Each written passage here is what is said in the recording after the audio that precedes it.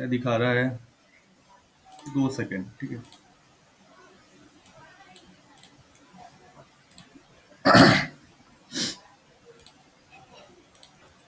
Okay, तो chapter का नाम है सॉल्यूशन या फिर विलियन। ऑफ कोर्स सभी ने सॉल्यूशन जब भी दिमाग में आए तो बस ग्लास भर पानी देख लेना, पानी में ग्लूकोज मिलाते हो, पानी में रसना मिलाते हो, ठीक है। ये सब अगर दिमाग में आ जा रहा है तो आपने सॉल्यूशन या फिर विलियन देखा है, ठीक है। और कुछ नहीं, जितना ज्यादा आप उसको ये सोचोगे केमिस्ट्री का टॉपिक है, ये है, फलाना है, ठिकाना है, तो अगर आपने नाली का पानी भी देखा है तो नाली का पानी भी एक प्रकार का सॉल्यूशन ही है। आप सॉल्यूशन हर जगह देखते हो दिन भर में, बस आपको केमिस्ट्री का डर है इसलिए आप उससे थोड़ा घबरा जाते हो, और कुछ नहीं है, ठीक है। सॉल्यूशन क्या होता है? तो सॉल्यूशन और कुछ नहीं है। मान लो मैंने एक ग्लास भर पानी लिया, लेट अस कंसीडर, ये पानी लिया मैंने, पानी H2O, ठीक है। अब क्या हुआ? ये पानी है, ये हो गया सॉल्वेंट, विलायक, ठीक है। The substance that dissolve the solute and is present in the largest amount is called the solvent. जिस पदार्थ में कोई अन्य पदार्थ घुलता है और जो सबसे अधिक मात्रा में होता है, जो सबसे अधिक मात्रा में होता है, उसे विलायक कहते हैं, ठीक है। जैसे अभी मेरे पास पानी है, अब सॉल्यूट क्या होता है? विलय, ठीक है। The substance that get dissolved in the solvent, ठीक है। जो पदार्थ विलायक में घुलता है, विलायक में घुलता है। फॉर एग्जाम्पल, अब मैंने इसमें डाल दिया, ये जो गोले गोले आपको दिख रहे हैं, ये लेट अस कंसीडर कि ये ग्लूकोज है, C6H12O6, ठीक है। ये आपका ग्लूकोज है, एनर्जी के लिए हमने डाला। अब ये जैसे मैंने इसमें डाला और इसको थोड़ा स्टीयर करा, स्टीयर करने के बाद पानी में ग्लूकोज जो है वो मिल गया पूरा, पानी में ग्लूकोज मिल गया। अब पानी यहाँ पर जो था वो सॉल्वेंट था जिसमें मैंने ग्लूकोज मिलाया, और जो मैं मिला रहा हूँ ग्लूकोज, वो और कुछ नहीं, वो आपका सॉल्यूट हो गया।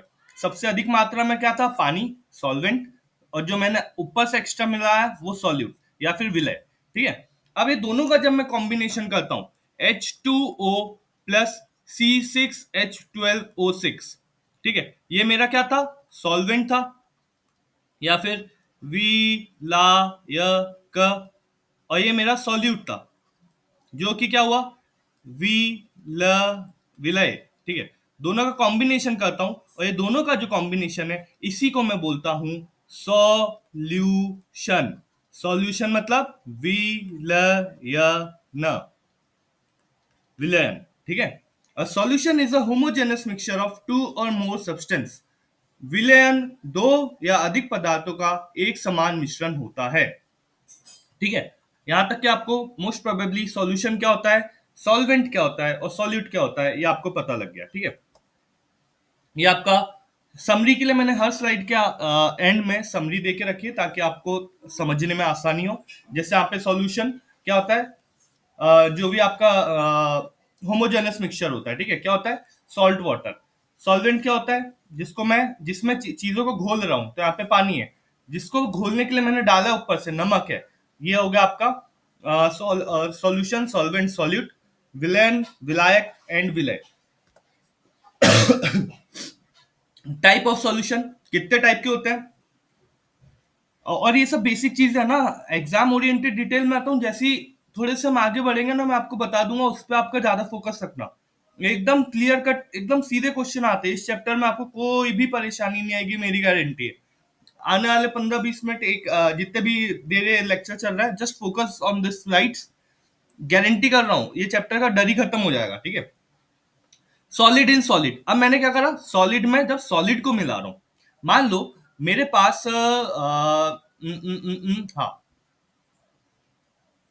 हाँ, रंगोली है। हाँ, रंगोली भी तो एक प्रकार की सॉलिड हो जाएगी, रंगोली है। रंगोली के मेरे पास रेड कलर है और ब्लू कलर है, ठीक है। ये भी सॉलिड फॉर्म में है, ये भी सॉलिड फॉर्म में है। जब मैंने इसको मिलाया तो ये कैसा मिक्सचर बना?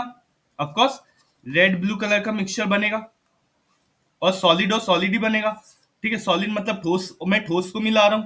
तो जब solid solute is dissolved in a solid solvent, एक ठोस विलय को ठोस विलायक में घोला जाए तो और कुछ नहीं, सॉलिड सॉलिड बनता है। जैसे आपके पूरे एलॉय, ठीक है, ब्रास, ब्रास किससे बनता है? जिंक और कॉपर, तो तांबा किससे बनता है? जिंक और कॉपर से। यार आप इनको छोड़ भी नहीं सकते यार। ठीक है, नेक्स्ट आपका solid in liquid. Solid in liquid क्या होता है? अब मैं सॉलिड को किस में डाल रहा हूं? लिक्विड में डाल रहा हूं। जैसे मैंने नमक को डाला पानी में, नमक को डाल दिया मैंने पानी में, मैंने शुगर को या फिर शक्कर को डाल दिया चाय में। ठीक है, ये हो गया मैं सॉलिड को डाल रहा हूँ लिक्विड में, या ठोस को मैं डाल रहा हूँ द्रव में। ठीक है, liquid in liquid, of course most common और सबसे गजब का कॉम्बिनेशन, एल्कोहल इन वाटर, पानी में शराब। ऑलमोस्ट सभी लोग जानते होंगे कि द्रव्य में द्रव्य। गैस इन लिक्विड, मैं अब किसी गैस को द्रव में डाल रहा हूं। ठीक है, तो गैस मतलब आपने सॉफ्ट ड्रिंक्स देखी होगी, सॉफ्ट ड्रिंक्स में आपने जैसे कोको कोला पेप्सी पी होगी, तो फिर एकदम से हम जब खोलते हैं उसको एकदम से हिला लेते हैं तो एकदम से झाग बाहर आता है। वो झाग और कुछ नहीं रहता है, वो आपका सॉलिडिफाइड यानी लिक्विफाइड कार्बन डाइऑक्साइड रहती है, जो कि अब मैं गैस को क्या कर रहा हूँ, गैस को मैं मिला दे रहा हूँ लिक्विड में। फिर gas in gas, of course आजू बाजू की आपकी एयर, जिसमें नाइट्रोजन भी है, कार्बन डाइऑक्साइड भी है, कार्बन मोनोऑक्साइड भी है, ऑक्सीजन भी है। तो gas in gas. Liquid in solid, अब मैं क्या कर रहा हूं, सॉलिड में है, सॉलिड मेरा सॉल्यूट है, वो सॉल्वेंट है, और मैं उसमें लिक्विड डाल रहा हूं। ये इसको बोलते हैं अमालगम। याद रखना, अमालगम बोलते हैं। अमालगम मतलब Hg और सल्फर Ag। ठीक है, अमालगम जो है, ये आपका मर्क्यूरी जो है वो लिक्विड फॉर्म में होता है, और जो आपका सिल्वर है वो सॉलिड फॉर्म में होता है, अमालगम। ठीक है, नेक्स्ट गैस इन सॉलिड। अब गैस इन सॉलिड मतलब जनरली ये तो पॉसिबल बहुत कम होता है, बट आप क्या कर रहे हो, सॉलिड सॉल्वेंट है आपका, सॉल्वेंट है, और उसमें आप क्या ऐड कर रहे हो, गैस ऐड कर रहे हो। जो गैस फंसी रह जाती है किसी सॉलिड के बीच में, उसको हम बोलते हैं गैस इन सॉलिड। तो 7 प्रकार के होते हैं, आपको याद रखने की बात नहीं है। ठीक है, आपको कुछ नहीं करना, याद करने का एकदम सिंपल तरीका बता देता हूँ, कॉमन एग्जांपल से तो आप समझ ही जाओगे। अगर आपको टाइप ऑफ सॉलिड पूछे तो ऐसा करना, ऐसा लिख देना, सॉलिड, लिक्विड और गैस, ठोस, द्रव्य और गैस। इसको मैंने मिला दिया किसके साथ, लिक्विड के साथ, इसको मिला दिया मैंने गैस के साथ, इसको मिला दिया मैंने सॉलिड के साथ।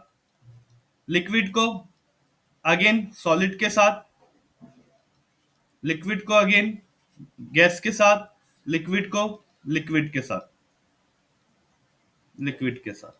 ठीक है, एक कॉम्बिनेशन यहां से मिल गया, एक कॉम्बिनेशन यहां से मिल गया, एक कॉम्बिनेशन गैस का गैस के साथ कर दो, बस ये हो गया 7 फॉर्म। ठीक है, ये आपका समरी टेबल, फिर से इसको अच्छे से देख लेना। कोई रिवीजन के, देखो पूरा रिवीजन के हिसाब से ही बना है, वो कुछ नया नया चीज नहीं उसमें। अब आता है सबसे इंपॉर्टेंट टॉपिक। ऑफ कोर्स ये चीज अगर आप समझ गए, मैंने एक एग्जांपल भी दे के रखा है ताकि आपको ऑन द स्पॉट अभी ही क्लैरिटी मिल जाए। इसके बाद आई अंडर लाइक एक गारंटी के साथ चीजें बोलता हूँ कि आपको इस टॉपिक का डर हमेशा के लिए खत्म। समझते हैं पहले मास परसेंटेज क्या होता है, या फिर द्रव्यमान प्रतिशत क्या होता है। पहले डेफिनेशन देखो, mass percentage is the mass of solute, किसका, mass of solute present in 100 gram of solution. Okay, mass प्रतिशत वह मात्रा है जो 100 ग्राम विलयन में विलय के द्रव्यमान के रूप में होती है। मान लो, मान लो, समझ लो। ठीक है, सॉल्यूशन बोला है, मान लो मेरे पास 100 ml का पानी है। ठीक है, नमक का पानी बोलता हूं मैं, नमक का पानी है। अब उसमें 30 ग्राम जो है, 30 ग्राम जो है नमक है, 30 ग्राम जो है नमक है। हाँ मामा, अरे मामा एक क्लास चालू हो गई ना, मैं क्लास के बताता हूँ। हाँ चलो ठीक है, हाँ। हाँ, हाँ, 30 ग्राम उसमें क्या है, नमक है। तो मैं क्या करूंगा, 30 लिखूंगा ग्राम में, डिवाइडेड बाय, मैं उसको कर दूंगा 100 से डिवाइड, और 100 से मल्टीप्लाई। बस ये काटूंगा, ये काटूंगा, 30 मेरा आंसर वैसे ही आ गया। डायरेक्ट आंसर आपका ऐसा आता है। ठीक है, तो मास of solute, mass of solution into 100, into 100, क्योंकि परसेंटेज की बात कर रहे हैं तो आप हमें जहां पर भी परसेंटेज दिखा वहां से 100 से मल्टीप्लाई करना, सबसे पहली चीज ये सीख लेना, ठीक है। जहां पर भी परसेंटेज देखा वहां पर 100 से मल्टीप्लाई करना कंपलसरी है। मेरी बात फिर से रिपीट कर रहा हूं, जहां पर भी सॉरी, ये ग्राम लिखा ना, हाँ ग्राम, एमएल में नहीं है ना, मास की बात हो रही, ग्राम में ही आएगा, ठीक है। जहां पर भी परसेंट, हाँ बोलो।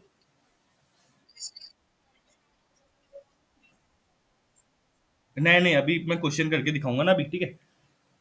मास, कभी एक बार फिर रिपीट कर रहा हूं, इसकी कोई यूनिट नहीं होती। यूनिट इसलिए नहीं होती क्योंकि ऊपर भी यूनिट ग्राम में है और नीचे भी यूनिट ग्राम में है, तो ग्राम से ग्राम कैंसिल, तो कोई यूनिट नहीं होती पहली चीज। ये एक परसेंट बताता है कि कितना प्रतिशत हिस्सा सॉल्यूट का या विलय का है।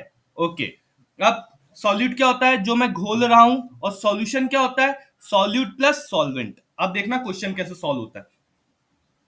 यहां पे देख के रखा है, if 10 gram of sugar is dissolved in 90 gram of water, calculate mass percentage of sugar. मुझे किसका कैलकुलेट करना है, शुगर का कैलकुलेट करना है। यदि 100 ग्राम चीनी को 90 ग्राम पानी में घोला जाए तो चीनी का मास प्रतिशत ज्ञात कीजिए। अब ध्यान से देखना, किसकी बात करिए, मुझे किसका कैलकुलेट करना है, शुगर या फिर शक्कर का या चीनी का। तो मैं शक्कर को ऊपर लिख देता हूं पहले। ओके। सॉल्यूशन क्या होता है, दोनों चीज है कि नहीं, तो दोनों चीज को ऐड कर देता हूं तो ही सॉल्यूशन या फिर विलेन बनेगा। तो 10 प्लस 90 इनटू 100 से तो मेरे को मल्टीप्लाई करना ही है। क्या हो गया, 10/100 इंटू 100। 100 से 100 कैंसिल, आ गया मेरा आंसर 10%। ये आपको दिख रहा होगा। अगर मेरे से ये पूछा जाता कि नहीं भाई शुगर का मत कैलकुलेट करो, तुम पानी का कैलकुलेट करो कि पानी का कैसे क्या है, ओके मैं वो भी कैलकुलेट कर सकता हूँ। अगर मुझे पानी का कैलकुलेट करने का बोलता है मास परसेंटेज, तो मैं क्या करता, मैं ऊपर लिखता 90 डिवाइडेड बाय, अगेन सॉल्यूशन इससे बना है, तो 10 प्लस 90 इंटू 100। क्या गया, 90 डिवाइडेड बाय 100 इंटू 100। 100 से 100 कैंसिल, तो 90% पानी है। आ गया लॉजिक समझ में। ये चीज याद रखना, इसको आप ऐसे ही सॉल्व करोगे, कोई टेंशन नहीं। जो चीज आपसे मांगी जा रही, जो चीज आपसे पूछी जा रही, उसको ऊपर लिख देना, नीचे आपका जो भी रहेगा वो ऐड करके मल्टीप्लाई कर देना, आ गया आपका मास परसेंटेज। फिर आया वॉल्यूम परसेंटेज, आयतन प्रतिशत। आयतन प्रतिशत और कुछ नहीं आपका, क्या होता है ध्यान से देखना, ठीक है। यहाँ पे volume percentage is use to express concentration of solution where both the solute and solvent in liquid form. Mass में क्या हुआ था, मास में सब सॉलिड फॉर्म में था, तभी हमने ग्राम यूनिट यूज करी थी। यहाँ पे सब लिक्विड फॉर्म में, तो हम एमएल यूनिट यूज करेंगे पहली चीज, ठीक है।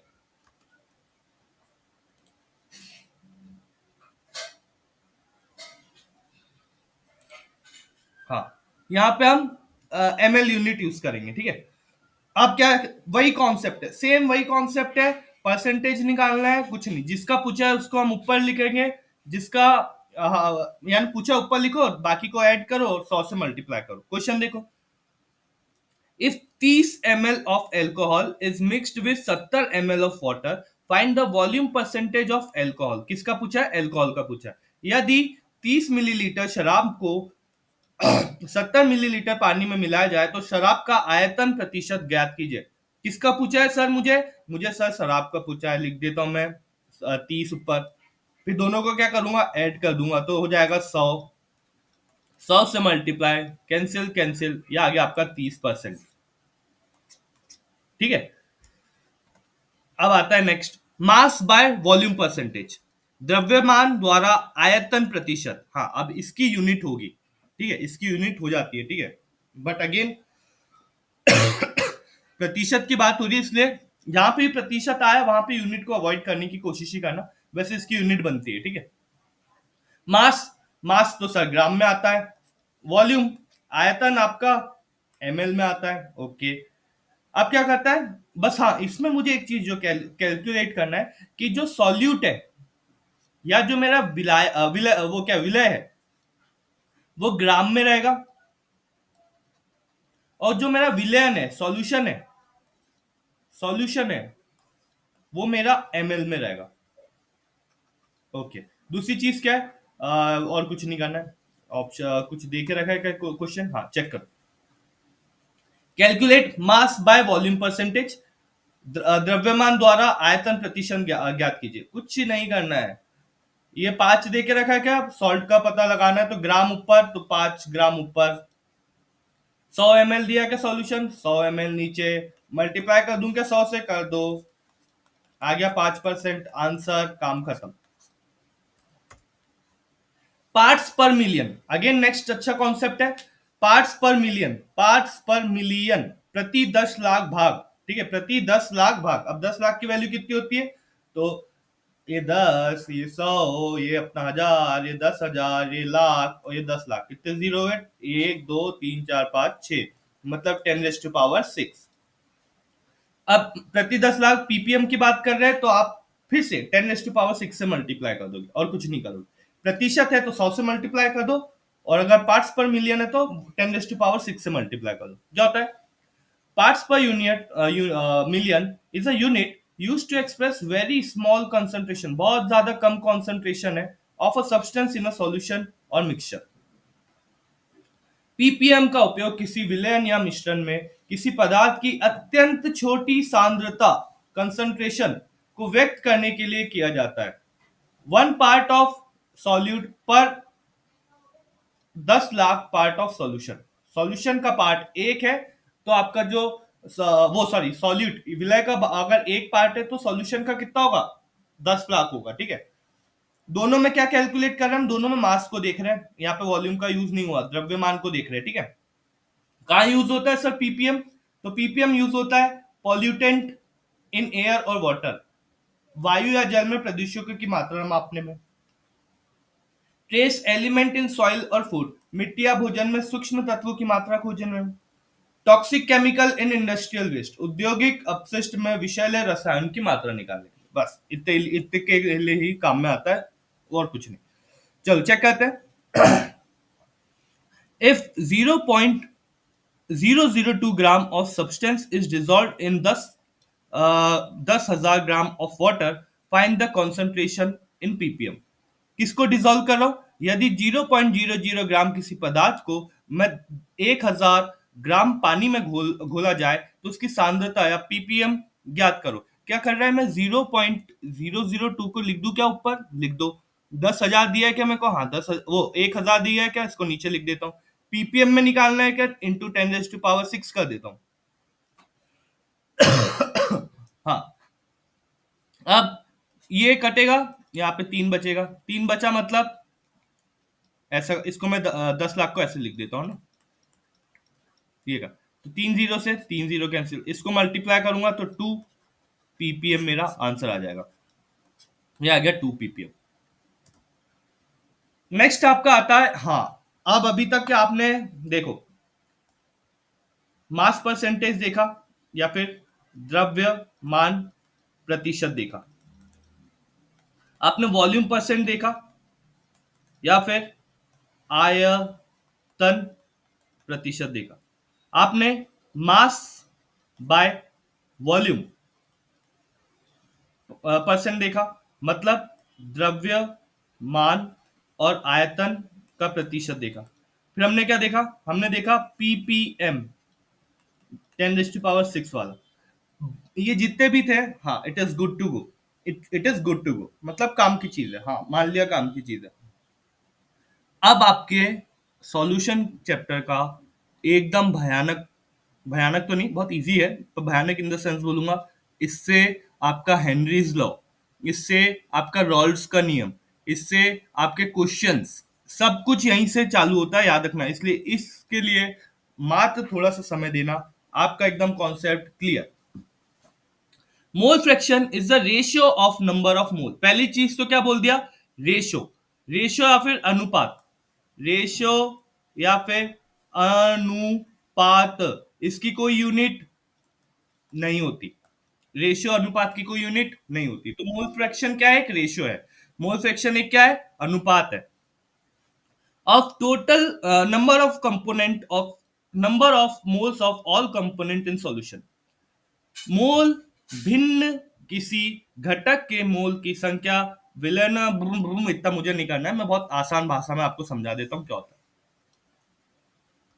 मान लो एकदम एग्जाम्पल के तौर पे बता रहा हूं, ठीक है।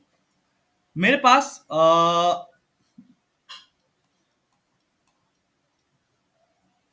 हाँ बोलो।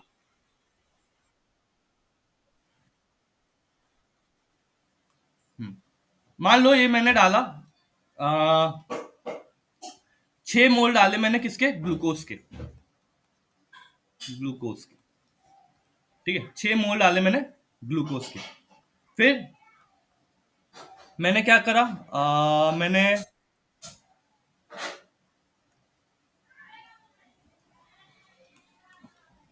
4 मोल डाल दिए मैंने किसके, फ्रुक्टोज के। 4 मोल डाले किसके, फ्रुक्टोज के। अब यहाँ पे पूछ रहा है कि मोल फ्रैक्शन क्या है, तो मोल फ्रैक्शन रेशियो है। अगर मेरे से ग्लूकोज का पूछा तो इसका कितना दिया है, इसके मैंने 6 लिए, इसके मैंने कितने लिए, इसके मैंने लिए 4। अब मेरे से पूछ रहा है कि मोल फ्रैक्शन बताओ ग्लूकोज का, तो ग्लूकोज का बताना है, तो ग्लूकोज कितना है, 6 डिवाइडेड बाय टोटल, टोटल कितना है, 6 + 4 10। तो ग्लूकोज का मोल फ्रैक्शन कितना है, 6 डिवाइडेड बाय 10 या फिर 0.6।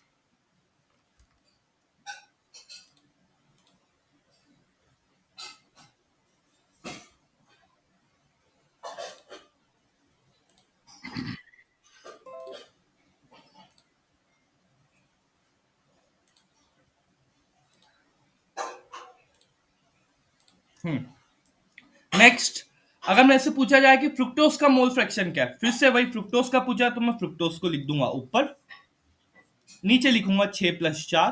तो फ्रुक्टोज का कितना है, 0.4।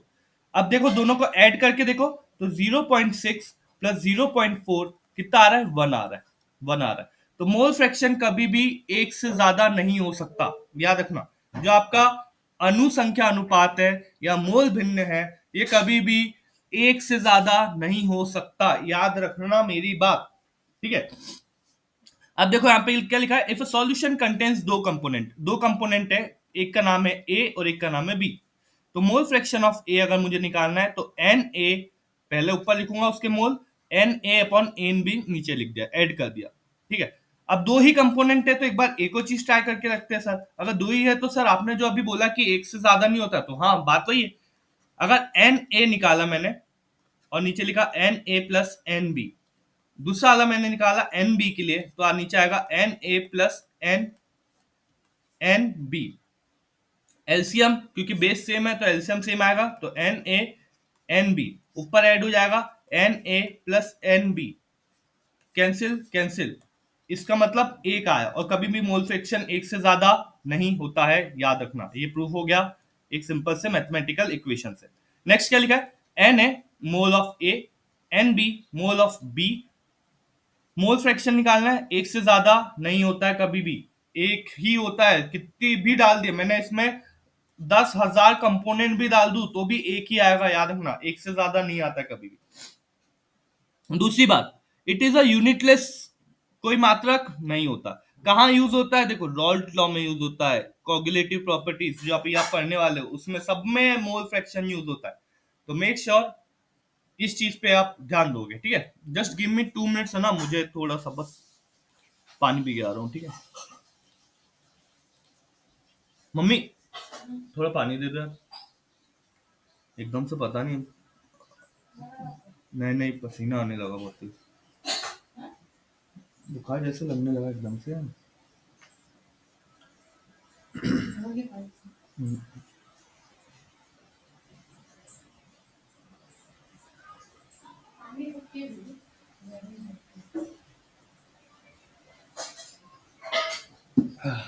हम्म,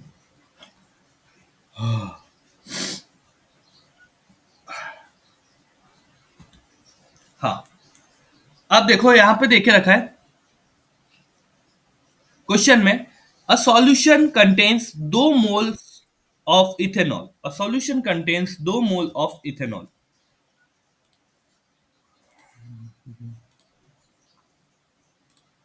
A solution contains 2 mole of ethanol, okay, and 3 mole of water.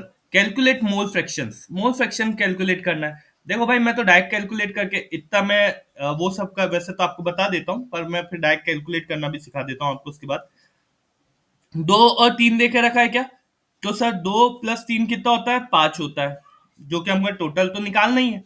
अब मेरे को निकालना है सबसे पहले इथेनॉल का, तो इथेनॉल का ऐसा लिख देता हूँ, और उसके बाद क्या कर देता हूँ, 2 दे के रखा है, 5 से डिवाइड कर देता हूँ, तो आता है 0.4। किसका निकालना, वाटर का निकालना है क्या, तो XH2O, वाटर का कितना, 3 पार्ट दे के रखा है, 5, तो ये हो जाएगा 0.6, और दोनों को ऐड करूँ तो 1 तो आ ही रहा है, ये देखो आ गया आपका आंसर। अगेन, मोलैरिटी, मोलैरिटी, ये थोड़ा सा कट गया है क्या, 2 सेकंड इसको एडजस्ट कर लेते हैं।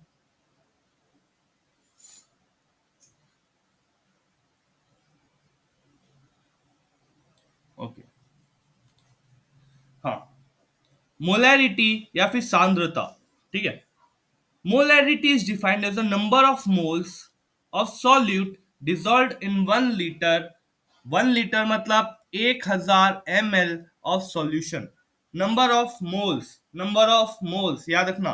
मोलैरिटी उस मात्रा को कहते हैं जिसमें 1 लीटर विलयन में विलय के मोल की संख्या होती है। अब मेरा सभी लोगों से एक क्वेश्चन है कि मोल क्या होता है, कोई बता सकता है मुझे?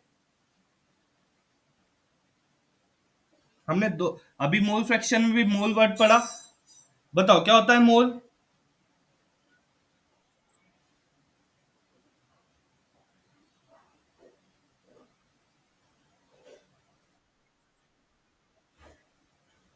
96500, अरे वो इलेक्ट्रोकेमिस्ट्री में फेरेट की वो है, वो अलग चीज है।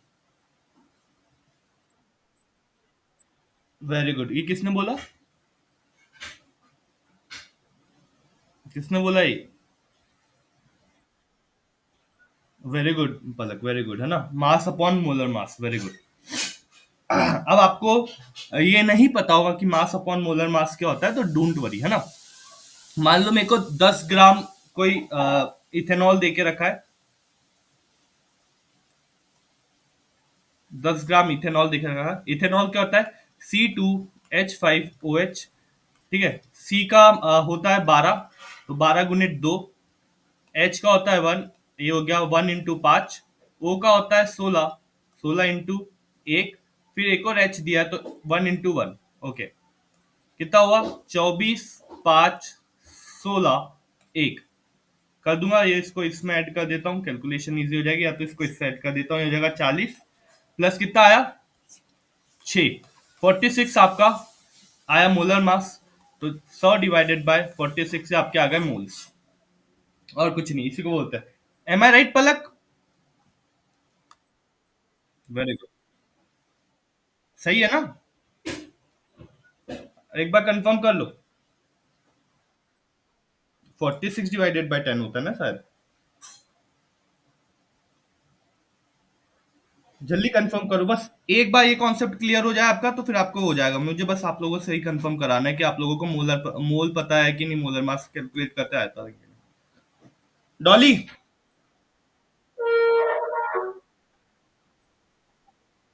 46/10 होगा, नहीं वो नहीं है, मेरे को एक बार ये कंफर्म करना है कि आपको पता है कि नहीं, मोलर मास हो या फिर मोल, क्योंकि उसके बेसिस पे आपके, देखो आपको चेक कराता हूँ एक चीज। इसके बाद आपका नेक्स्ट कॉन्सेप्ट मोलैलिटी आएगा, उसमें भी मोल्स कैलकुलेट करना। नॉर्मेलिटी आएगा, इक्विवेलेंट सॉल्यूट का कैलकुलेट करना। उसके बाद आपका फॉर्मेलिटी तो मैंने इंक्लूड किया नहीं है, ठीक है, इसलिए वो बोल रहा हूँ। नैन्सी, एक बार कंफर्म करो what is mole.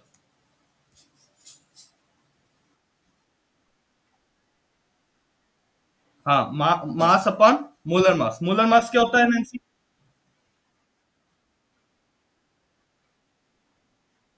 Hmm,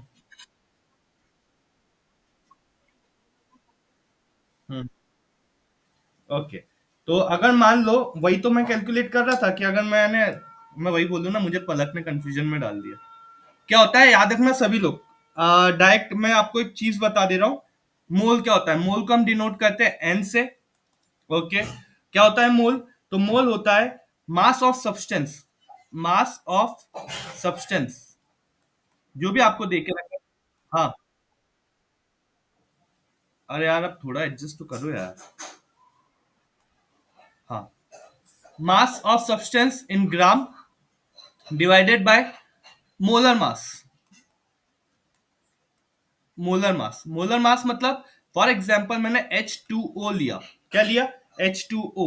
H2O मतलब H इंटू, दो मॉलिक्यूल है, H का मास होता है 1, तो 1 इंटू 2 हो गया। O का मास होता है, एक ही दे के रखा है, तो O का 16 होता है, तो ये हो गया, तो आपका आ गया 18। तो आप 18 से डिवाइड करोगे, आया 10, अगर ये मेरे को 10 ग्राम दे के रखा है तो। अरे हाँ या नहीं बोलो। अब ठीक है नैन्सी? हाँ, मैं वही तो बोल रहा था, ये पलक ने मुझे कंफ्यूजन में डाल दिया। ठीक है, ओके। नेक्स्ट, क्या होता है मोलैरिटी का फॉर्मूला? अब क्योंकि जो वॉल्यूम है, वॉल्यूम को हम 1000 मान के चल रहे, कितना मान के चल रहे? 1000 मान के चल रहे, तो याद रखना वॉल्यूम को जब मैं 1000 में लेता हूं, तो उसका भी आपको इंपैक्ट कैसे दिखेगा वो आपको समझ में आएगा क्वेश्चन में। Number of moles of solute N, N आप ऐसे कैलकुलेट करोगे, मैं पूरा फॉर्मूला बताता हूं मोलैरिटी का। M is equals to, number of mole लिखा है क्या, तो लिखोगे मास ऑफ सब्सटेंस, जो भी द्रव्यमान सब्सटेंस का मास देकर रखा है ग्राम में, डिवाइडेड बाय उसका मोलर मास, उसका मोलर मास, मोलर मास मतलब उसके मॉलिक्यूलर फॉर्मूला का मास, इनटू वॉल्यूम ऑफ सॉल्यूशन। अब वॉल्यूम जो है वो लीटर में दिया है, तो लीटर को मैं जब मिलीलीटर में कन्वर्ट करता हूं तो वह 1000 ऊपर चल जाता है। ये इसका रियल फॉर्मूला। ठीक है, अभी आपको चेक करने में हेल्प करेगा। ठीक है, number of moles N, V आपका ये देके रखा है, ओके। अब आपका सामने आया क्वेश्चन कि कैलकुलेट द मोलरिटी, और ये पीएनएसटी का क्वेश्चन है ना, एएनएम का नहीं है, पीएनएसटी का क्वेश्चन है। Calculate the molarity of a solution containing 5 ग्राम, देखो 5 ग्राम देख के रखा है NaOH इन 250 ml सॉल्यूशन। अब देखो यहाँ पे सबसे भयंकर चीज हम्म जो आपको करनी पड़ेगी, जो आपको करनी पड़ेगी, आपको NaOH का मास निकालना पड़ेगा। अब जिसको ये नहीं पता कि Na का एटॉमिक मास कितना होता है, O का कितना होता है, या फिर H का कितना, वो बच्चा तो फंस गया, वो बच्चा फंस गया, वो यानी खत्म ही हो गया कि अब कैसे करेंगे। बट फिर भी मैं इसके लिए कुछ आपकी हेल्प कर सकता हूँ, don't worry about it. But मेरे लिए पहले आप ये कैलकुलेट कराओ कि NaOH का मोलर मास क्या होता है, बताओ जल्दी से, कोई बता सकता है तो। पक्का? ट्राई करके देखे क्या? Na मतलब 23 हो गया क्या?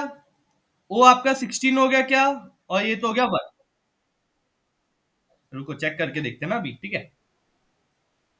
हाँ अरे ठीक है, चेक अभी मेरे को सॉल्व तो करने दो। ये आ गया 23, ये आ गया 14, ये हो गया 1, तो आपका 40 आ गया। ओके, नेक्स्ट क्या है, क्योंकि मैं इसके बाद आपको जो चीज बताने वाला हूँ ना वो और भयानक आएगी, मजा ही आ जाएगा। ठीक है, अब आपका फॉर्मूला क्या है कि मोल्स निकालना है, तो मोल्स निकालना है तो मैं कैसे निकालूंगा, 5 डिवाइडेड बाय 40। वॉल्यूम कितना देके रखा है मुझे, वॉल्यूम तो सर 250 देके रखा है, इनटू 1000 सर ये देके रखा है ऊपर। ये डायरेक्ट मैंने फॉर्मूला जो बनाया था, ये फॉर्मूला देखो, ये यहाँ पे लगा दो। ये कट गया कितने बार में सर, ये कट गया 5 बार में। ओके सर, कट गया 5 बार में। जीरो से जीरो, जीरो से जीरो, ऊपर बचा क्या 10, नीचे बचा 20, ये कट गया, ये कट गया। 0.5 इज द करेक्ट आंसर, ये आपका आपका डायरेक्ट आंसर। ठीक है, कितने लोगों का ये आया था? आ गया सबका? This is the scene. अब तुम ये बोलोगे कि सर हमसे न्यूमेरिकल नहीं बनते, न्यूमेरिकल इसलिए नहीं बनते क्योंकि तुम लोगों ने ऐसे न्यूमेरिकल को कभी देखा नहीं, और ये आपका पीएनएसटी का क्वेश्चन है। सोचो आपको ये क्वेश्चन अगर आ जाता है, माय डियर स्टूडेंट, अगर ये क्वेश्चन आ जाता है ना, सोचो कितने डायरेक्ट सिलेक्शन वाले क्वेश्चन से बोलता हूं मैं तो। अगर आपको अभी तक नहीं बनते, मैक्सिमम बच्चों को नहीं बनेगा ये क्वेश्चन, और अगर बन गया तो देखो फिर कितना अच्छा नंबर ही देके जाएगा डायरेक्ट। और समय कितना लग रहा है, ज्यादा से ज्यादा 1 minute. Important, volume of solution is always in litre. ठीक है, तो आपकी जो यूनिट आएगी कभी भी यहाँ पे देखो मीटर क्यूब दे के रखा है ना, मीटर क्यूब से आपको डरना नहीं है। ठीक है, वो मीटर क्यूब भी जो है वो आपकी यूनिट होती है, वॉल्यूम की ही यूनिट होती है, याद रखना। मीटर क्यूब जो है वो भी आपकी वॉल्यूम की ही यूनिट होती है।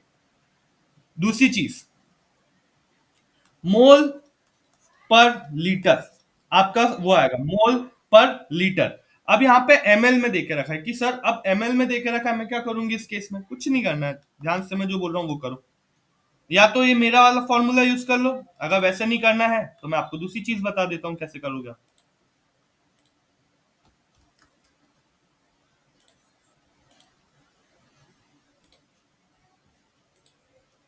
दूसरी चीज बता देता हूं कैसे करोगे। हाँ, वही लिखूंगा 5 डिवाइडेड बाय 40 इनटू, ये देके रखा है 250 250 ml, तो 250 को मैं डिवाइड कर दूंगा 1000 से। 1000 से डिवाइड कर दिया, तो 250 को जैसे ही मैंने 1000 से डिवाइड करा तो अब वो लीटर में आएगा। कितने बार में आएगा? 4 बार में। 1/4, यहाँ पे मैं 1/4 से मल्टीप्लाई कर दूंगा। 1/4 से चलेगा कितने बार में? 10 बार में। तो 5 डिवाइडेड बाय 10 होता है अपना, काम खत्म। Molarity changes with temperature because volume, of course. Volume PV is equals to nRT. V is directly proportional to T. मतलब जैसे जैसे मैं टेम्परेचर बढ़ाऊंगा वैसे वैसे वॉल्यूम बढ़ेगा, जैसे जैसे टेम्परेचर बढ़ाऊंगा वैसे वैसे वॉल्यूम बढ़ेगा। मतलब टेम्परेचर के साथ वॉल्यूम का रिलेशन है। मतलब मोलैरिटी जो है टेम्परेचर के साथ, या फिर मोलैरिटी जो है तापमान के साथ बढ़ती या घटती है, चेंज होती है। यूनिट क्या है? मोल पर लीटर। अगेन यहाँ पे एक एग्जांपल देखा रखा है कि 2 मोल आपके NaCl के देके रखे हैं, यहाँ पे तो डायरेक्ट मोल देके रखा है ना। 2 मोल आपके NaCl के देके, वो NaCl के देके रखे, आपको मोलैरिटी कैलकुलेट करना है तो 2 मोल देके रखा है और ऊपर से लीटर में देके रखा है।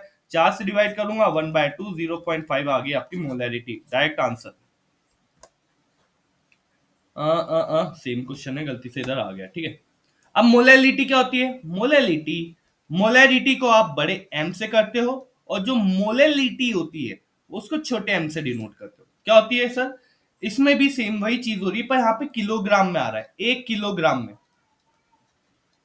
मोलैरिटी में 1000 ml या फिर 1 लीटर की बात हो रही थी, यहाँ पे 1000 किसकी बात हो रही? ग्राम की, या 1 किलो की बात हो रही है? बात सेम ही है, सब कुछ सेम है। देखो मोल पर केजी यहाँ पे यूनिट आ रही है। दूसरी चीज, molality depend on mass of the solvent, solvent के मास पे डिपेंड करती है पहली चीज। And does not change with temperature, temperature के साथ चेंज नहीं होती। Again PV is equals to nRT। यहाँ पे कहीं मास की बात या द्रव्यमान की बात नहीं हो रही है, मतलब ऑफ कोर्स वॉल्यूम का सीन हो गया, खेल खत्म। क्या देखे रखा है? Calculate the molality of a solution prepared by dissolving 3 mole of glucose in 2 kg of water. 3 divided by 2, 1.5, काम खत्म। नॉर्मेलिटी, नॉर्मेलिटी क्या होती है? सामान्यता या फिर normality. Normality is defined as number of equivalent of solute dissolve in 1 litre of solution. Of course यहाँ पे भी 1 लीटर की बात हो रही है, ठीक है। नॉर्मेलिटी उस मात्रा को कहते हैं जिसमें 1 लीटर विलयन में विलय के समतुल्य की संख्या, समतुल्य की संख्या। अब what is equivalent? Equivalent is a amount of substance that react with और सप्लाई 1 मोल ऑफ हाइड्रोजन और इलेक्ट्रॉन इन अ रिएक्शन। समतुल्य उस पदार्थ की मात्रा है जो किसी प्रक्रिया में 1 मोल हाइड्रोजन आयन या इलेक्ट्रॉन प्रदान करता है या उससे प्रतिक्रिया करता है। Okay, let's check. अरे यार, चलो। अब मेरा क्वेश्चन आपसे सभी से है कि आप लोग फिर से, जैसे मैंने आपसे मोल पूछा था, एक बार इक्विवेलेंट बताओ कि इक्विवेलेंट क्या होता है। जल्दी जल्दी बोलो,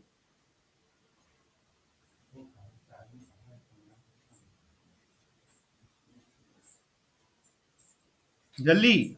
ऐसे शांत मत बैठा करो, डरा मत करो, बोला करो। क्योंकि मैं ही पहला टीचर हूँ, आखिरी टीचर हूँ जो तुमसे इतने क्वेश्चन पूछेगा। इसके बाद तुम उम्मीद मत रखना किसी से।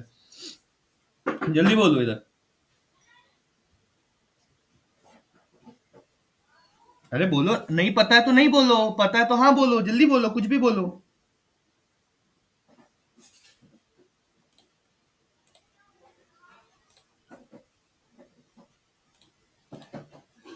छोड़ दूं मैं क्लास? छोड़ दूं मैं क्लास? मैं क्लास छोड़ दूं क्या मैं? तो मुंह खोलो ना ब्रो, मुंह खोलो ना। नहीं पता है तो कुछ तो बोलो, मैं बोल रहा हूँ ना। आई एम लाइक फीवर में होके यार, I am like giving my 100%। तुम लोग मुंह नहीं खोल पा रहे हो थोड़ा सा। नहीं पता है तो नहीं बोलो ना। हाँ, हाँ तो वही वही तो बोल रहा हूँ कि नहीं पता है, कुछ तो बोलो यार। ओके, लेट्स गो अहेड, है ना। आ, मैं जब भी क्वेश्चन पूछता हूँ ना, मेक श्योर ऐसे चुपचाप मत बैठा करो। It it feels like very insulting कि मैं बस पढ़ाते जा रहा हूँ और तुम लोग कोई रिस्पॉन्स ही नहीं दे रहे हो, ठीक है। तो मेक श्योर यार यू स्पीक अ लॉट ना। I do not like students जो एकदम मुंह फुला के बैठ जाते हैं। एक्टिव स्टूडेंट है, एक्टिव जैसे रहो। मान लो मेरे पास NaOH है या मेरे पास HCl है, ठीक है। इसका इक्विवेलेंट क्या होता है? तो इसका इक्विवेलेंट कुछ नहीं होता है। इसमें आप चेक करो कि OH आयन कितने हैं, तो इसमें OH आयन कितने हैं? एक है। इसमें H प्लस आयन कितना है? तो एक है। तो इसका इक्विवेलेंट कितना हुआ? इसका इक्विवेलेंट हुआ वन। याद रखना, इसका इक्विवेलेंट हुआ वन। अब यहाँ पे पूछा है number of equivalent of solute, अगर मुझे वो निकालना है तो मैं कैसे निकालूंगा? मान लो NaOH का वेट कितना होता है? 40 होता है। कितने इक्विवेलेंट है? एक है, तो एक से डिवाइड कर दूंगा तो 40 इसका आया, नंबर ऑफ इक्विवेलेंट ऑफ ये आ गया। मान लो H2SO4 का निकालना है। H2SO4 में कितने हाइड्रोजन एटम मिल रहे हैं? मुझे दो मिल रहे हैं, ठीक है। दो मिल रहे हैं तो H2SO4 का मैं पूरा मास निकालूंगा और मास निकाल के मैं दो से डिवाइड कर दूंगा, ये होता है इक्विवेलेंट, ठीक है। अब अगर मान लो मुझे उतना निकालते नहीं आ रहा है तो मैं क्या करूंगा? एन फैक्टर, ये जो वहां पे वो जो इक्विवेलेंट का पार्ट है ना कि कितने हाइड्रोजन प्लस आयन इन्वॉल्व है रिएक्शन में, उसको मैं बोलता हूं एन फैक्टर। और ये एन फैक्टर अभी आप वेंट ऑफ फैक्टर पढ़ोगे आगे तो उसमें आपको समझ में आएगा।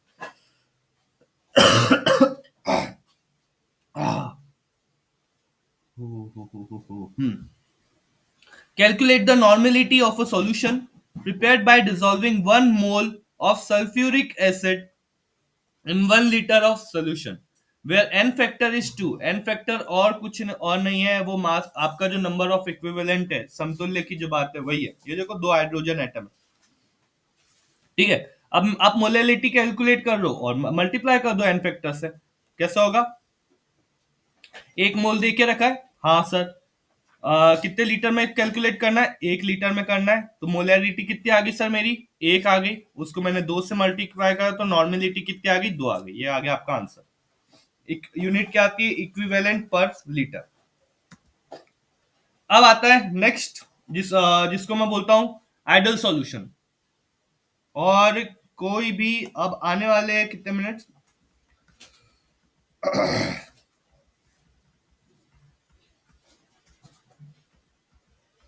और आधे घंटे और अपनी जगह से ना ही हिले तो बेटर बेटर है, क्योंकि मैं एक ही बार में चैप्टर पूरा खत्म कर दूंगा।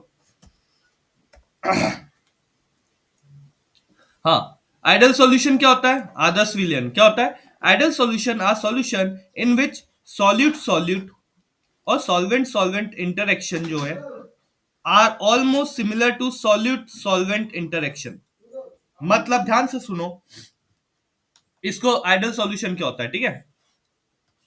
मान लो मेरे पास दो बीकर है, एक बीकर में कोई कंपोनेंट ए है, एक बीकर में कोई कंपोनेंट बी है, और एक बीकर में मैंने दोनों को मिला दिया तो कंपोनेंट ए और बी आ गया। इसमें बॉन्डिंग कैसी होगी? ए ए ए ए ऐसे करके। इसमें बॉन्डिंग कैसी होगी? बी बी बी बी करके।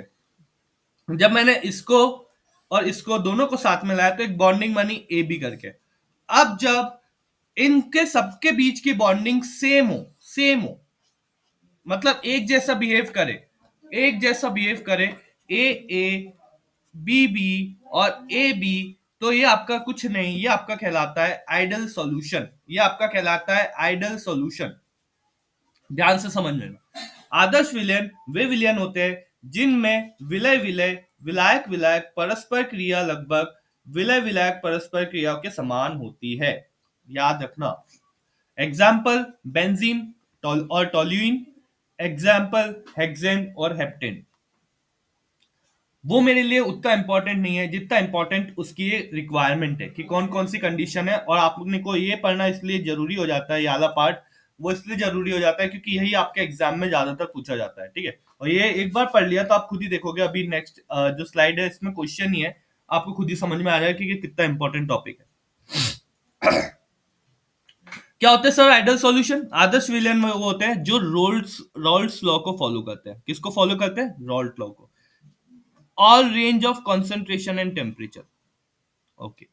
वे सांद्रता और तापमान पर सभी सभी हाँ सॉरी सभी इंपॉर्टेंट है। वे सभी सांद्रता और तापमान पर रॉल्ट के नियम का पालन करते हैं, रॉल्ट लॉ को फॉलो करते हैं। डेल एच मिक्स मतलब जो हीट है मिश्रण की वो जीरो रहेगी, जो वॉल्यूम चेंज है मिश्रण का वो भी जीरो रहेगा।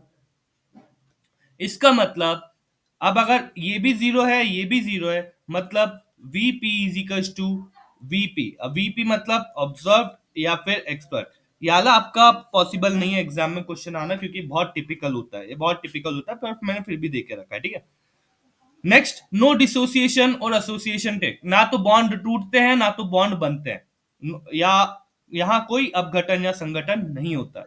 No chemical reaction between solute and, क्योंकि अब सभी एक जैसा ए बी बी और ए बी सभी एक जैसे है, तो कॉमन सेंस ये हुआ कि कोई केमिकल रिएक्शन नहीं होगा। It does not form azeotropic mixture.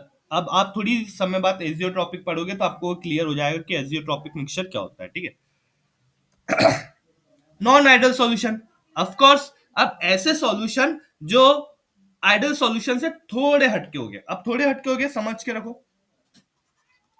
फिर से मैंने ए लिया, ए बी लिया और बी लिया, ए बी बी और ए बी मैंने ये लिया।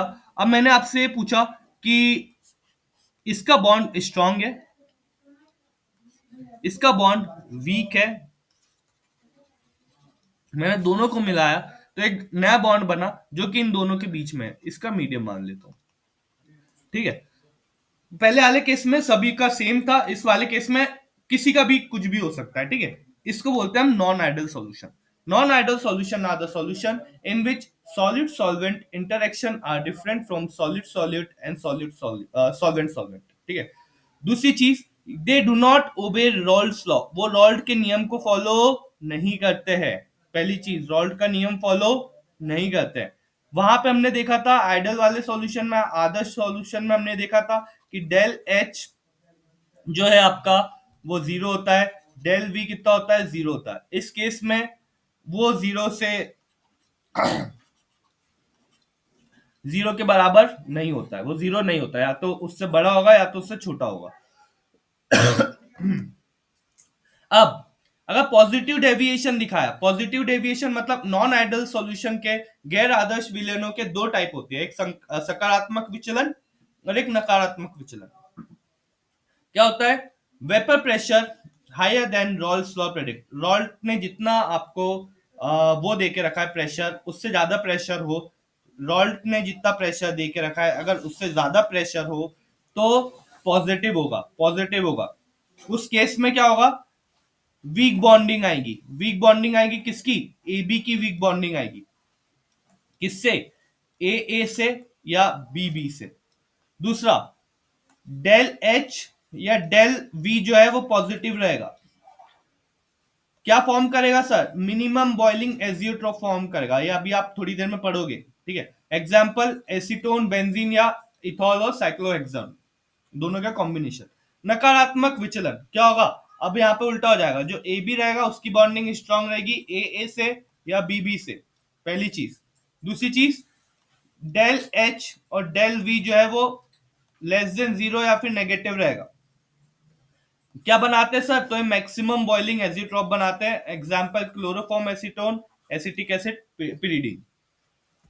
ये आया आपका क्वेश्चन जो पीएनएसटी में डायरेक्ट आपके इससे समझ में आ जाता है कि हाँ, ज्यादा भयानक क्वेश्चन नहीं पूछता है, बस आपको चेक करता है कि आप में उतना है या नहीं है। चेक करो यहाँ पे आदर्श विलयनों के गुण क्या है, प्रॉपर्टीज ऑफ आइडल सॉल्यूशन। तो यहाँ पे पूरा एच एच के फॉर्म में देख के रखा है, तो डेल एच और डेल वी जो है सर वो जीरो के बराबर होता है। तो हाँ, ये भी सही है, ये भी सही है, तो दो ऑप्शन तो हो नहीं सकते एक साथ, तो ऑप्शन सी दे के रखा है, बोथ डेल एच मिक्स और डेल वी मिक्स जो है वो जीरो के बराबर होता है। Option number C is the correct answer.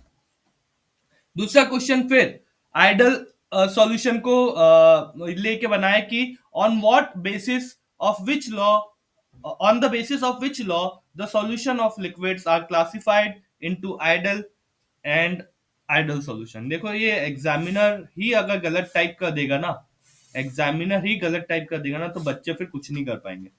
यहाँ पे आइडल और नॉन आइडल आना चाहिए, ठीक है, आइडल और नॉन आइडल आना चाहिए। इन्होंने डायरेक्ट कुछ भी लिख के रखा है, पता नहीं क्या क्या करके क्वेश्चन बनाते हैं लोग। द्रव्यों के विलयन को किस नियम के आधार पर आदर्श तथा आदर्श, ये देखो आदर्श तथा आदर्श, वेरी गुड, वर्गीकृत किया जाता है, ठीक है। ऑफ कोर्स हमने देखा था, अभी नोट्स में ही हमने पढ़ा, किसके बेसिस पे, रॉल्ट लॉ, किसके बेसिस पे, रॉल्ट लॉ। ये आ गया आपका ऑप्शन रॉल्ट लॉ। फिर सेम क्वेश्चन रिपीट हुआ और सेम ही नंबर पे रिपीट हुआ, आईडी सेम है क्या, नहीं, आईडी भी सेम है, ठीक है, तो ये क्वेश्चन मेरा फिर से आ गया उधर सेम, है ना। Next Henry law. अब यहां से एक चीज आपको और ध्यान रखनी है कि यहां पर जो चीज है ना बहुत सिंपल है, कुछ नहीं है, थ्योरी बेस्ड है।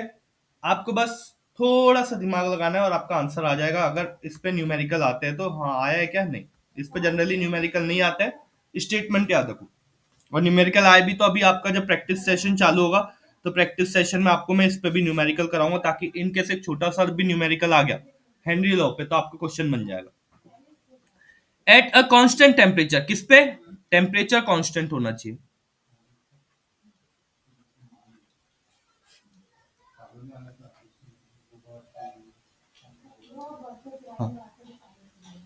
At a constant temperature the amount of gas dissolve in a liquid, किसको डिजॉल्व कर रहा हूं मैं, एक गैस को लिक्विड में डिजॉल्व कर रहा हूं, is directly proportional to the partial pressure of the gas above the liquid. ध्यान से सुनना, एक नियत तापमान पर, टेम्परेचर कांस्टेंट पर, अगर मैं किसी गैस को किसी द्रव्य में या किसी लिक्विड में मिलाता हूं तो उस गैस के द्रव्य के ऊपर आंशिक दाब सीधे अनुपाती होता है, आंशिक दाब सीधे अनुपाती होता है। तो C is directly proportional to P। C को हटाऊंगा तो एक के एच आएगा, पी, के एच और कुछ नहीं है, ये आपका प्रेशर हो गया, ये आपका कंसंट्रेशन हो गया, और ये आपका और कुछ नहीं, हेनरीज कांस्टेंट है या फिर हेनरी लॉ का नियतांक है। अब इसको मैं समझने की कोशिश अभी आपको फिलहाल मैं नहीं समझाऊंगा कि कैसे होती है ये सब चीजें, ये आपको थोड़ा सा स्टेटमेंट जो है ना याद रखनी पड़ेगी, इसलिए याद रखनी पड़ेगी, उसमें भी मैं बता रहा हूं क्या याद रखना पड़ेगा। सबसे पहले टेम्परेचर को कांस्टेंट रखना है, दूसरी चीज तापमान को कांस्टेंट रख दो आप, amount of gas dissolve in liquid, मैं किसको किस में डिजॉल्व कर रहा हूँ,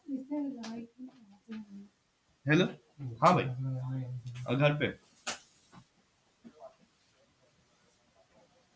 आ, बस ये लेक्चर कंप्लीट होने वाला है मेरा,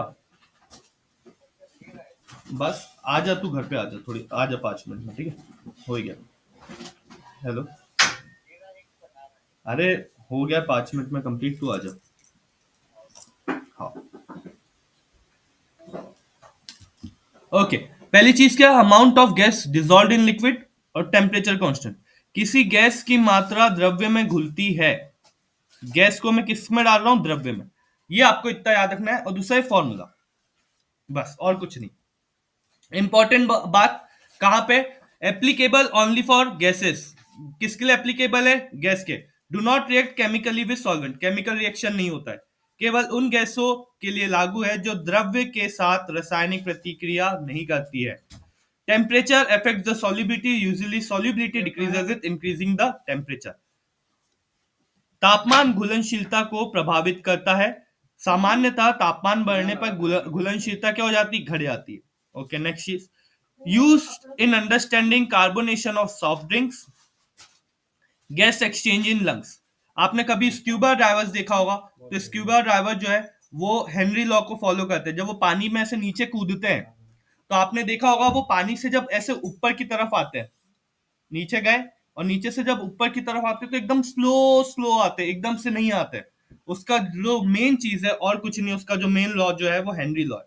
आप लोग अगर इसको मेन अंडरस्टैंडिंग में लाना चाहते हैं तो एक छोटी सी वीडियो में आपको शेयर कर दूंगा, उससे आपको हेनरी लॉ के बारे में और थोड़ा सा प्रैक्टिकल पता लगेगा, अदरवाइज कुछ ज्यादा उतने टेंशन वाली बात है नहीं। आता है which law given the dissolution of gas in the liquid, किस द्रव्य में गैस के विलयन हो, किस नियम का, ये ऑफ कोर्स आपका पीएनएसटी का क्वेश्चन है, और अब भी हमने पढ़ा हेनरी लॉ। गैस की बात करते हैं इन लिक्विड, अब भी मैंने बोला गैस की बात कहां पे, द्रव्य में, तो हेनरी लॉ, ठीक है, रॉल्ट लॉ, ठीक है। अब आता है आपका रॉल्ट्स लॉ, ये तो फंस जाएंगी वो। रॉल्ड्स लॉ। माँ मम्मी भी लाइक इसको तो आज पूरा डिस्टर्ब करूंगी, संडे क्लास ले रहा है। ओके। अब क्या आता है दूसरा लॉ, रॉल्स लॉ। अगेन बहुत सिंपल सा लॉ है, जैसे हमने अभी देखा हेनरी में कंसंट्रेशन जो है वो प्रेशर के प्रोपोर्शनल होती है। फिर कंसंट्रेशन या फिर सांद्रता जो है वहां पे कांस्टेंट आता है, हेनरी कांस्टेंट, और प्री मतलब दाब। बस ये आपका पहला चीज हो गया। दूसरा चीज Rault law, the partial vapor pressure of each component in an ideal solution। मतलब Rault law किसके लिए एप्लीकेबल है? आइडल सॉल्यूशन के लिए। Rault law किसकी बात कर रहा है? पार्शियल वेपर प्रेशर की बात कर रहा है।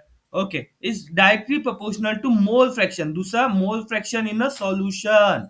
तीन चीज एग्जामिनर इसी से क्वेश्चन उठा लेगा, और आप लोग बोलेंगे सर कहां से दे दिया क्वेश्चन। अभी देखो, खुद ही देखना अभी।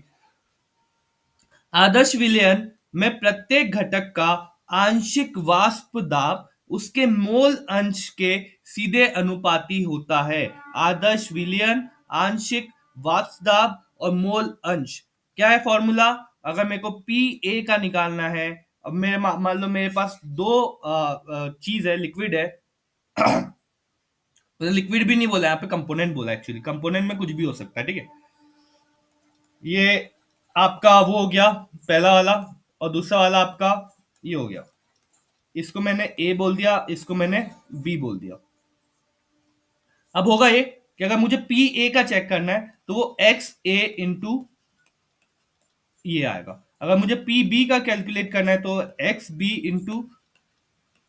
अब सर ये क्या है?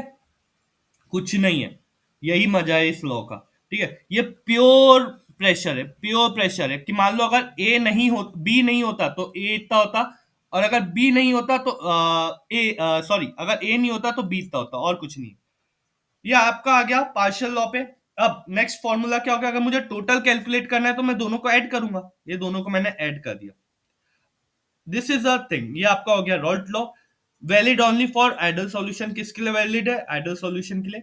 दूसरी चीज, इसका हम यूज कहां करते हैं? Vapour pressure lowering, boiling point elevation, freezing point depression. वाष्प में दाब की कमी, उबलने की बिंदु में वृद्धि, जमाव बिंदु में कमी को समझने के उपयोग के लिए। किसके लिए? डॉल ये जो आपका नियम है, अब देखो नॉन आइडल सॉल्यूशन के लिए भी बता देता है कि अगर डेल एच डेल वी ज्यादा है तो पॉजिटिव डेविएशन, डेल एच या डेल वी कम है तो नेगेटिव डेविएशन। ये कौन एक्सप्लेन कर देता है? रॉल्ड्स लॉ। आपका पीएनएसटी का फिर से क्वेश्चन देखो। For any solution the partial vapour pressure of each volatile component. फिर से ध्यान से सुनना। For any solution the partial vapour pressure of each volatile component in a solution is directly proportional to its. किसी भी समाधान के लिए समाधान में प्रत्येक अस्थिर घटक का आंशिक वाष्प दाब सीधे उसके किससे होता है? मोल फ्रैक्शन, मोल अंश। अब भी हमने देखा रॉल्ट लॉ। अब लास्ट आपका बचता है कॉलिगेटिव प्रॉपर्टीज, संघनात्मक गुण। और ये चैप्टर फिर आपका ऑलमोस्ट ऑलमोस्ट हो गया है खत्म। उसके बाद osmotic pressure, isotonic solution, van't Hoff factor, हाँ एजियोट्रॉपिक भी बचा ना, हाँ।